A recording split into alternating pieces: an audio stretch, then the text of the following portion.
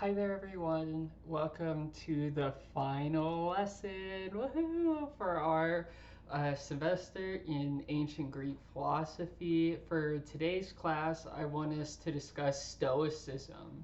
In particular, I asked you to read Epictetus's Handbook, which I will try to pronounce the Greek original, the Enchiridion, I believe is how you pronounce it. I had to look that up. Anyway, so before we begin on Epictetus's handbook proper, I wanted to clarify that today the aim is really to give a shorter introductory lesson to Stoicism. You could definitely, like, in the same way that we've been really systematic in trying to articulate, okay, what's going on with Platonism?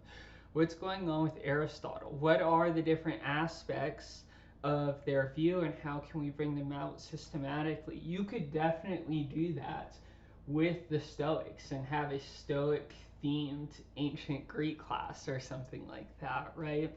But unfortunately, that's just not what we have time or the ability to do together. We're tackling Stoicism on our last week, and so our overview of Stoicism is going to have to be really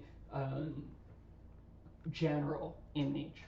And we're going to be particularly focusing on Stoic ethics because it's really this aspect of Stoicism that continues to survive today and is really influential today. So to begin with a brief history of Stoicism, Stoicism was originally founded by this guy named Zeno of Citium, not Zeno of Ilea. So he's not the Zeno who we discussed in some of the very first weeks of class, who argued that motion was illusory because of certain paradoxes involved with motion. This is not that same Zeno. That Zeno, the one that was friends with Parmenides, was quite a while before this Zeno. This Zeno, we believe, lived in Athens sometime around the year 300 BC. So, sometime after sort of Socratic adventures, right, of Socrates and Plato and Aristotle and so on, right? Zeno is solidly in the Hellenistic period, which is something that we're going to also have to discuss. And like many of these communities in Athens at the time, he founded a school. Specifically, he founded the Stoa, as it was called. There are a few notable things about this institution, like that they were open to the public. Epicurus's school, the garden, people describe it as having like a cult-like atmosphere, it's all devoted to Epicurus, who will make you more powerful than a god, and so on and so forth. And that really scared some people off. Originally, Stoicism was going to be named Zenoism after, the founder of Stoicism, Zeno. However, they wanted to avoid this sort of view that they were like the Epicureans, right? And so they didn't call their philosophy, they didn't name it after their founder, they didn't, pretend that their founder was perfect and so on, right? And so instead they name it after the institution, right? The Stoa, right? And so hence Stoicism. Stoicism is also a philosophical theory that develops significantly over time. That's less true, for example, of Epicureanism, where many of the most foundational aspects of Epicureanism are just simply present in Epicurus, or so people argued. Stoicism went through a lot of gradual transformation and change over the hundreds of years. That was sort of like a fashionable philosophy. And it's worth mentioning that there are a whole bunch of Stoics during the Hellenistic period and even actually afterwards. So some notable ones, Chrysippus is often considered like one of Zeno's students who helped run the Stoa, who was like particularly important in the development of Stoicism. We don't have any of Chrysippus's writings, just like we don't have any of Zeno's, at least to the best of my knowledge. And then later on in the Stoic movement, you start getting these essentially aristocrats who believed that Stoicism provided them with like the means, civic education, to engage in political life. And so you see a sort of veritable explosion of the amount of people who begin to identify as a Stoic, specifically, as the sort of Greek, empire, civilization is beginning to fall.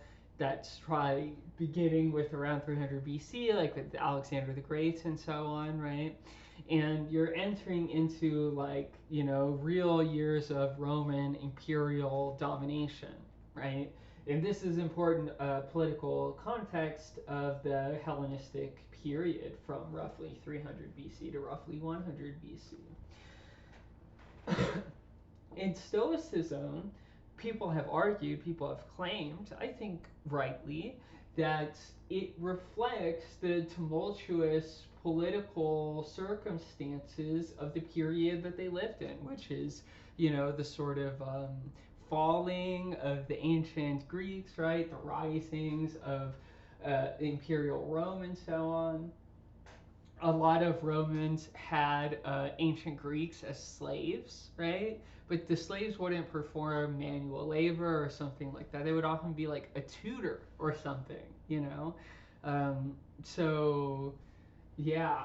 So oftentimes Romans sort of received a kind of political education from the Greeks. What was sort of like the most suited to Roman tastes in many ways out of the existing Greek philosophies was Stoicism. And so one thing that you might notice about just this sort of like list of names that I've given here, I said that we don't really have much of Chrysippus or Zeno, but they were like important for the Stoa, the institution, right? Later on with figures like Epictetus, Cicero, Marcus Aurelius, right? You're starting to move into Roman philosophy, Roman thought, Roman reception of ancient Greek ideas that is sort of characteristic of the Hellenistic period. Now, sort of the traditional Christian narrative about this period is that this is sort of like related to the cultural decline of the Greeks and all this kind of stuff, right? I want to caution that like you should be really careful about that, simply because like a lot of these narratives are based in weird racial, racist arguments, right? People argue that it's during the Hellenistic period that ancient Greek makes contact with Egypt, with the Orient, right? That's how these old time people refer to various parts of Asia or Africa, right? In any case, that was part of their argument for why ancient Greek civilization was declining, is that it lost some of its original purity, right? I bring this up too because not only is this weird ancient Greek political propaganda that is racist in nature, it's also a kind of political propaganda that is regularly sort of whitewashed by academics because they work on German philosophers. And German philosophers are very prone to saying something like, oh yeah, the Greeks were all pure before there was a sort of Latin foreign infestation of their culture, right? And it's pretty to see the straightforward relationship between that view and the view that Germans are culturally pure, right? And you get pretty quickly into Nazism, right?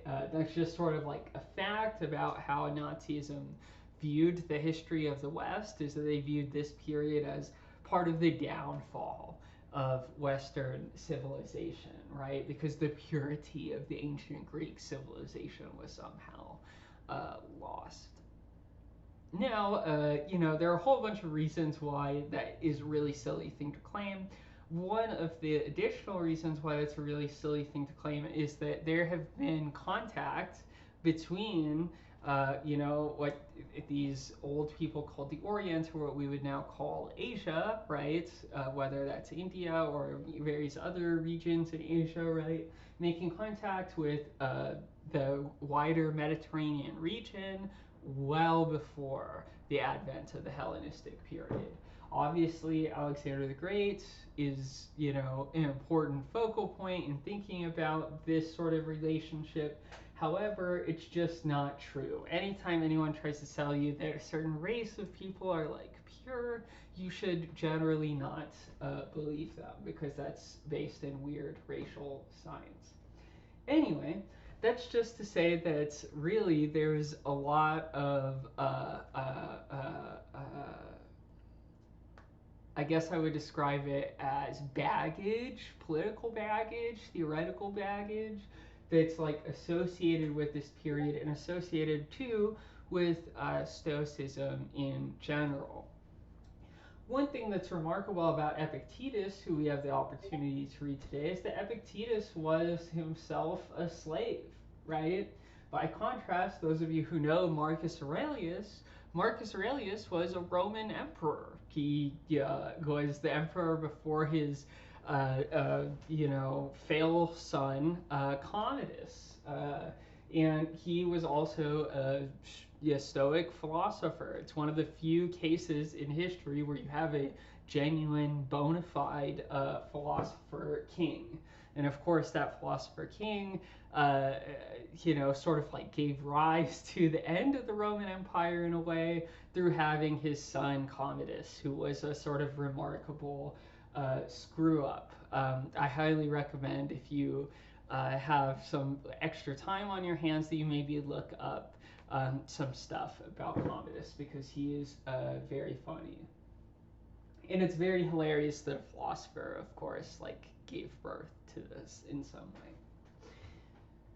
Okay, so if Epictetus is a slave and Marcus Aurelius is a Roman emperor, then really what the Stoic philosophy responds to, what it is thinking of, what it's thematizing in some way, is political subjugation, right? The political subjugation of the Greeks, the political subjugation inflicted on Rome's imperial objects, right? And Stoicism, many philosophers claim, such as Hegel, for example, is sort of a meditation on this experience of political servitude and political chaos, right? You might also notice there's kind of a return to this sort of material. People kind of question oftentimes if we are in our own sort of like Hellenistic period, right? Like, is shit really hitting the fan? Like, are things really starting to go very badly in a way that people didn't know? And this has sort of caused a resurgence of interest in Stoic philosophy as sort of being the best philosophy for thinking about those moments where things go very, very wrong.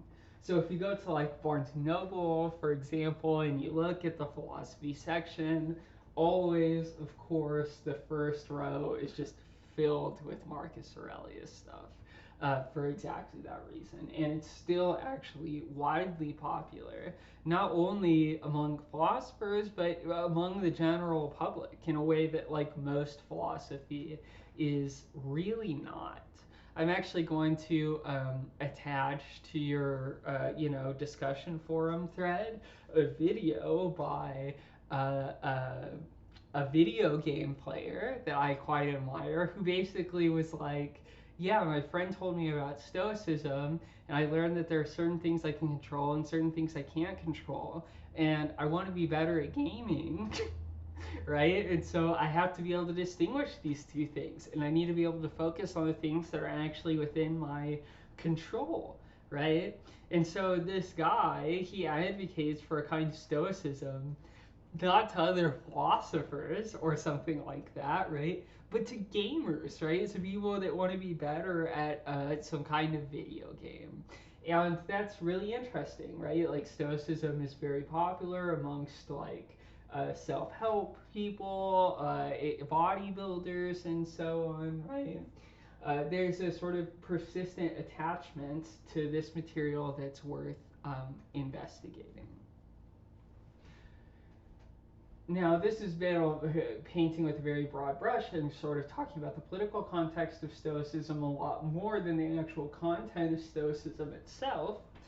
But let's change gears and get into Stoicism itself. The Stoic system is divided into three general components, and we're actually only going to talk about one of them today. It's divided into logic, physics, and ethics. But ethics is far and away, I think, the most influential aspect of Stoic philosophy as far as physics, etc. is concerned. The Epicureans are like much closer to our contemporary natural scientific perspective. Not to say that there are not important insights here, but that primarily our continued interest in the Stoics stems from their approach to ethics. And the Enchiriadon is really, I think, a fantastic example of Stoic ethics. And what I would really like us to do more than anything is really just kind of go over that very first section that he uses to open the handbook, the Enchiriadon. I've written it all out here. However, because the quotation is rather long, you might find it easier to just follow along with me by opening up your own reading. And we'll do a close reading of this passage, and that will constitute the bulk of this video, and we'll talk about other passages in the discussion forum. Okay, let's begin. This is just page 11. This is the first page of the handout I've given to you. Epictetus begins. Some things are up to us, and some are not up to us. Okay. Some things are up to us, some things are not up to us. Actually, let's do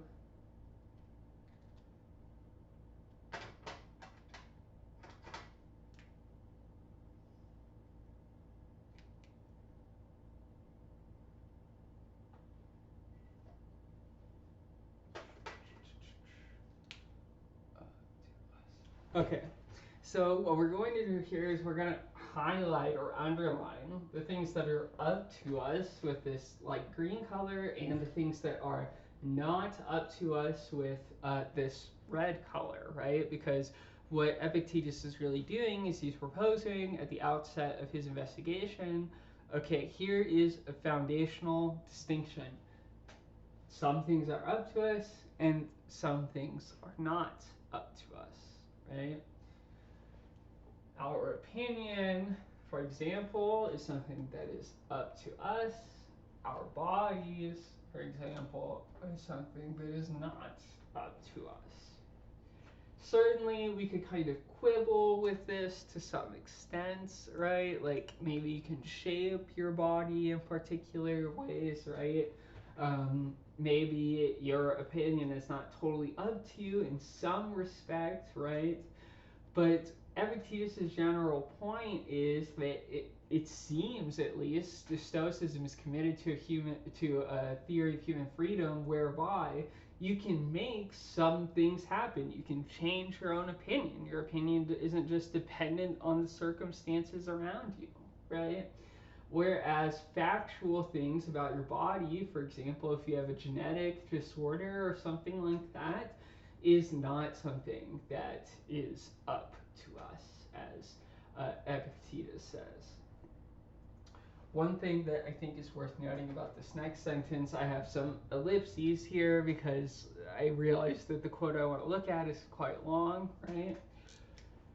Important to point out, and we pointed this out like last time in the Epictetus lecture, if you recall, or sorry, Epicurus lecture, if you'll recall, this sentence is also a sentence that begins with a verb, right? It's an imperative. So remember, if you think that things naturally enslaved are free, or that things not your own your own, you will be thwarted, miserable, and upset, and will blame both gods and men, right? So what's going on here, right? There's a kind of confusion that takes place. You think that things that are naturally enslaved are free, or that things that are not your own are your own, right? These are supposed to be two different formulations of the same thing. You make some sort of basic confusion about what is within your power to change and what is not within your power to change. And so long as you continue to make this mistake, you will be thwarted, miserable, and upset, right? And you will blame both gods and men, right? So not only will you be unhappy, right? You will be thwarted and miserable and upset, right? But you will also be a bad citizen. You will blame both gods and other men for your own condition that is actually brought by something that is up to you, which is your opinion, right? You can decide whether or not to make this basic mistake. Let's maybe bracket this mistake. Let's do it in this dark blue. If you think that things naturally enslaved are free, or that things that are not your own are your own, right? These are both ways of thinking that things that are not up to you are up to you, or that things that are up to you are not up to you, right? You can do both. You can say that things that are not up to you are up to you. Like if you cry because it's raining because you like didn't try hard enough in your ceremony ritual to make it not rain, right? But you can also be miserable by thinking that all of your opinions are just like caused by the environment around you, right? Like the gods just set you up to have a miserable life and then you just have to live it or something, you know?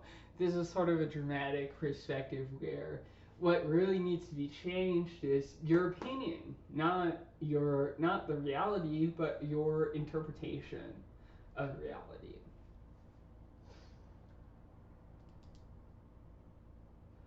So, okay, we've outlined the basic kind of mistake, so let's go to the next sentence. But if you think that only what is yours is yours, and that what is not yours what is not your own is just as it is not your own, then here's a big promise of the philosophy, right? I'll do it in blue because it's connected with the mistake that we demonstrated earlier.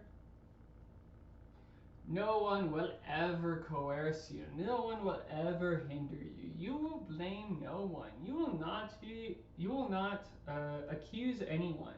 And you will not do a single thing unwillingly. You will have no enemies, right? And the promises go on and on, right? In other words, it's teaching you how to be virtuous, right? And in these cases, virtue simply amounts to the realization that certain things belong to nature, those things cannot be changed, and there are certain things, like our opinions, that are within our power and that we can change. So, for example, we can never determine our external environment, right? I could try how hard I can, right? I could never stop a SWAT team from coming to get me. I could never stop like a bus or something. I could never stop dying from old age, right? Those are all things that, to the best of my ability, I cannot control. And when I'm miserable, when I'm suffering, it comes from this tendency to believe or to think that I can have direct control over these things, right? And this promotes some pretty harsh statements on the part of Epictetus, right? I didn't quote this passage in the board simply because there wasn't much room, right? But one thing that Epictetus says, is like, you should not be too concerned with, say, your wife or your children, right? It's coming from a particularly gendered perspective, I would imagine. And, you can't determine, like, if fate will take them from you or not. And so you shouldn't, develop any attachments to this particular person. You shouldn't believe that they will continue to live on. To be stoic is to realize that what you love is not them per se, but that you love, I don't know, like what a mother or a daughter or whatever, right? A wife, I don't know, does for you. And so Stoicism is always concerned with virtue and believes that virtue alone is sufficient for happiness, right? Unlike someone like Aristotle, who thinks that you can act completely virtuously and life can kind of screw you over, and that can kind of mean that you lived a bad life, right? So like if you devoted yourself to your family and then for reasons that were totally out of your control, your family just falls apart and explodes, right? Aristotle thinks, well, you didn't really live a good life. Your life was all directed towards some purpose. That purpose was thwarted. Oh, that sucks, right? That unfortunately, it definitely happens, right? In this case, virtue is not sufficient for happiness. You can be totally virtuous and still not get the thing that you want because you could be dependent on all of these external circumstances. But what Epictetus desires to do, what Stoicism desires to do, is to push you towards those things that are up to us. So if you realized, for example, that it's just part of nature, that a bunch of your close family, might die, then that steals you in your ability to deal with those kinds of loss and that kind of suffering, right? And you can really see, again, how it is that this political circumstances can inform the philosophy, right? Some things are up to us and some things are not up to us, right? Whether or not you're a slave, for example, is not up to you, right? Epictetus can be a slave and yet nonetheless, according to his philosophy, be happy because he is virtuous. Epictetus doesn't try to control those aspects of our society that are not up to us, but instead controls the only thing that is up to us, which is our opinion, our interpretation of events, right? And so that's really the core of Stoic ethics. I could go on with a couple more quotes and examples, but seeing as how this is the last video, I would like to keep it short and cut it there. I just want to say thank you so much, all of you, for being so willing to put your all into my ancient Greek philosophy class. If your engagement with the materials meant a lot, I've been able to learn a lot from you all on the discussion forums, and I really genuinely appreciate the opportunity to be able to do philosophy with you, even if it's online, right? We could continue to do philosophy and learn together, and that means a lot to me, so I appreciate you all a lot. I hope that you all are, dealing with the end of the semester well. And if you have any questions, have any problems, anything like that, please don't hesitate to reach out to me. Okay, bye-bye.